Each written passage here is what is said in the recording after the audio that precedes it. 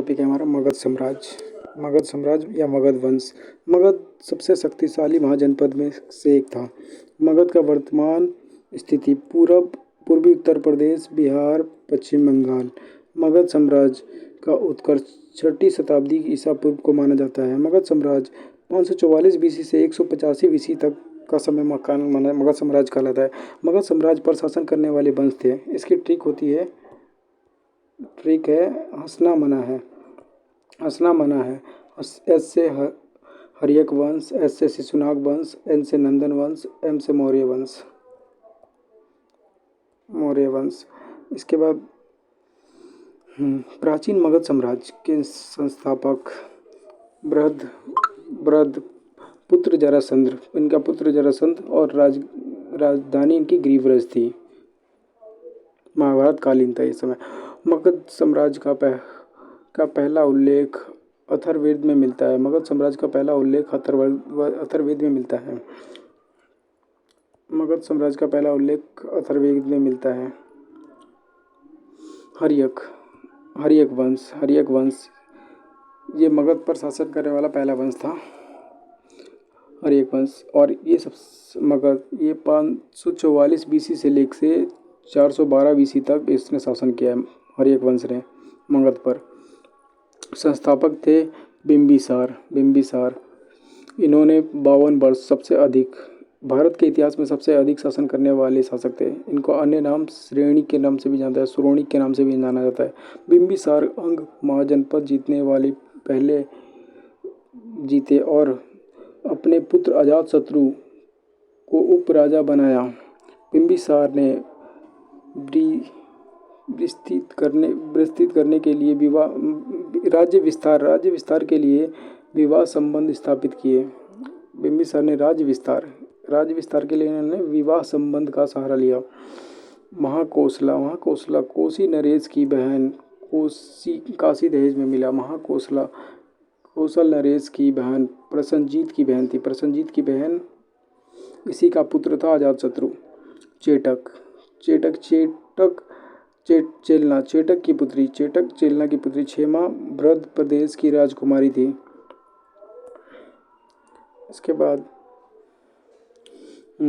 बिंबिसार प्रारंभ में बौद्ध धर्म का अनुयायी था। बाद में अपनी पत्नी चेलना के कहने पर जैन धर्म को अपना लिया। राजधानी राजगिरी बनाया था इसने। राजधानी इसकी राजगिरी थी। बिंबिसार ने अपना ज्येष्ठ पुत्र दर्शक को उत्तराधिकारी बनाया, परंतु अजातशत्रु को यह पसंद नहीं आया। उसने अपने पिता की हत्या कर दी और गद्दी पर बैठ गया। इसलिए इसको पितृहर्ता वंश भी कहते हैं, क्योंकि जो भी आता है वो अपने पिता की हत्या करके बैठता है। पिता की हत्या करने के कारण अजातशत्रु को पितृहर्ता भी कहा जाता है। अजातशत्रु को भी इसके पुत्र उदयन द्वारा हत्या कर दी गई। इसी प्रकार हर्यक वंश को पितृहर्ता वंश भी कहा जाता है। अजातशत्रु 452 से लेकर 460 तक इसने शासन किया। 452 से 460 तक इसने शासन किया। अन्य नाम कुर्णिक था, पितृहर्ता भी कहते हैं। माता महाकोसला जो प्रसन्नजीत की बहन थी। आगे चल के प्रसन्नजीत फिर से आने वाले हैं। 1883 प्रथम बौद्ध संगीति सप्तपर्णी राजगिरी महाकश्यप अध्यक्ष थे।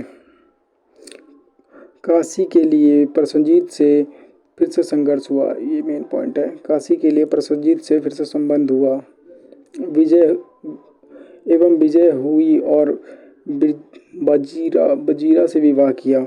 बजीरा से विवाह हुआ जो कि प्रसन्नजीत की पुत्री थी। प्रसन्नजीत की पुत्री यानी इसकी मामा की बेटी थी और उससे अजातशत्रु ने शादी की। अजातशत्रु जैन धर्म का अनुयायी था।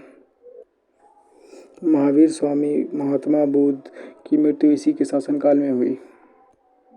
उदयन इसी ने पाटलिपुत्र को बसाया था। 460 ईस्वी से लेकर 444 ईस्वी तक इसका शासनकाल रहा। द्वितीय पितृहर्ता भी इसे कहते हैं।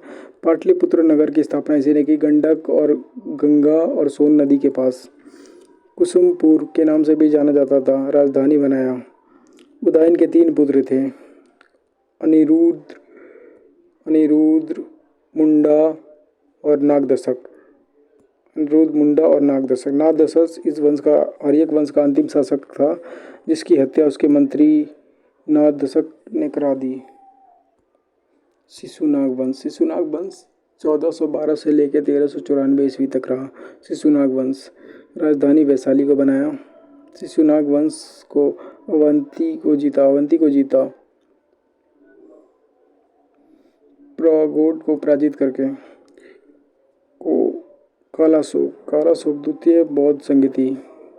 वैशाली सबक मीर की अध्यक्षता में वैशाली में 383 ईस्वी बीसी में कालाशोक पाटलिपुत्र को अपनी राजधानी बनाया। पाटलिपुत्र को दोबारा इसने अपनी राजधानी बनाई। पुनः इसने अपनी राजधानी बनाई। पहले उदयन ने बनाई, दूसरा इसने बनाई। इसके 10 पुत्रों में एक नंदीवर्धक अंतिम शासक हुआ। नंदीवर्धक की हत्या उसके महापद्मनंद ने चक्कू मारकर कर दी और महापद्मनंद ने नए वंश नंदन वंश की स्थापना की। नंदन वंश संस्थापक महापद्मनंद, अन्य नाम अग्रसेन, एकराट, सर्वशक्ता, परशुराम, द्वितीय परशुराम भी कहा जाता है। इसके समकालीन पाणिनि था जिसने व्याकरण की रचना की। अष्टाध्यायी करानंद। इसका अग्रमीज नामक से भी जाना जाता है। सिकंदर का आक्रमण इसी समय हुआ और चाणक्य जो तक्षशिला में पढ़ाते थे वो इससे मदद मांगने इसने इनकार कर दिया और फिर जाके मौर्य वंश की स्थापना होती है इसको हराकर।